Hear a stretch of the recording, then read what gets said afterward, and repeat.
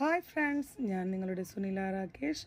ഇന്നത്തെ വീഡിയോ എന്താണെന്ന് വെച്ചാൽ, ഇന്ന് ഞാൻ തേൻ നെല്ലിക്ക ഉണ്ടാക്കിയിട്ട് അതിൻ്റെ വീഡിയോ ഒന്ന് എൻ്റെ ഫ്രണ്ട്സായിട്ട് ഷെയർ ചെയ്യാമെന്ന് വിചാരിച്ചിട്ടാണ്. അപ്പോൾ അതിന് ആവശ്യം 2-3 സാധനങ്ങളുള്ളൂ. നെല്ലിക്ക ഞാൻ കഴുകി തുടച്ച് വെച്ചിട്ടുള്ളതാണ്. പിന്നെ കുറച്ച് കുരുമുളക്, പട്ട, പിന്നെ ഏലക്കായ, അതുപോലെ തന്നെ കരയാമ്പൂവ്.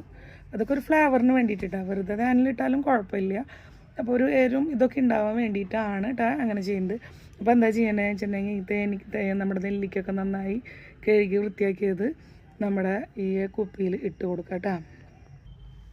ഈ തേൻ എൻ്റെ പാപ്പൻ്റെ മോള് ഇവിടെ സിൽവാസയിൽ അവൾ പഠിക്കുന്നുണ്ട്.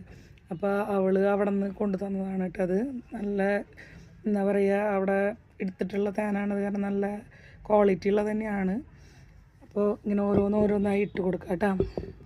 ചില്ല് കുപ്പിയിലിടുന്നതാണ് നല്ലത് കേട്ടോ. ഒരു 10-60 ദിവസം വെച്ചിട്ടുണ്ടെങ്കിൽ നെല്ലിക്ക എല്ലാ ടേസ്റ്റും കുടിക്കും. അത് നമുക്ക് ദിവസം ഓരോന്നൊക്കെ കഴിക്കുന്നത് നല്ലതാണ്.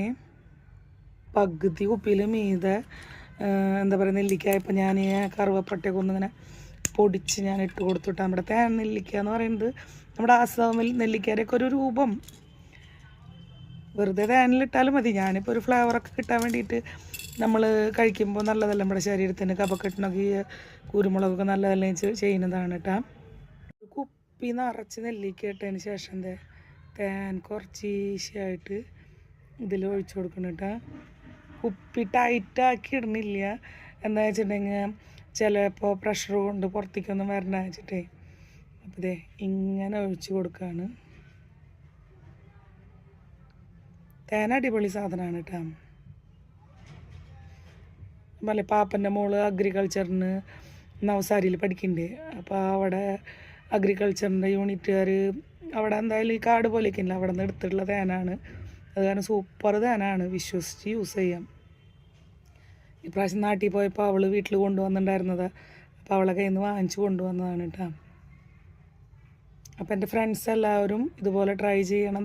നല്ല തേനൊക്കെ കിട്ടണമെങ്കിൽ കുട്ടികളൊക്കെ ഓരോ നെല്ലിക്ക കഴിക്കാനൊക്കെയുള്ള മടിയുള്ള കുട്ടികളാകുമ്പോൾ തേനിലിട്ടതൊക്കെ ആകുമ്പോൾ മധുരമാകുമ്പോൾ കഴിക്കാണ്ടിരിക്കില്ല.